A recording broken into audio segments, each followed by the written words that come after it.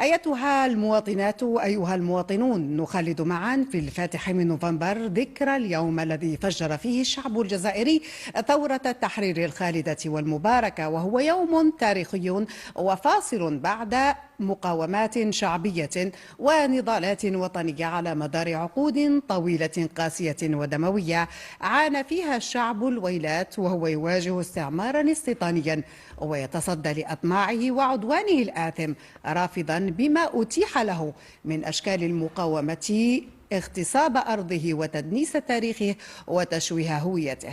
لقد عبرت المقاومة في مراحلها المتعاقبة عن تمسك الشعب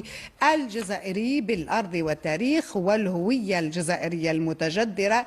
طيلة الحقبة الاستعمارية المشؤومة، وكانت تراكما بطوليا أفضى إلى الكفاح المسلح وحرب تحريرية شاملة بملايين الشهداء والأرامل والأيتام والمعطوبين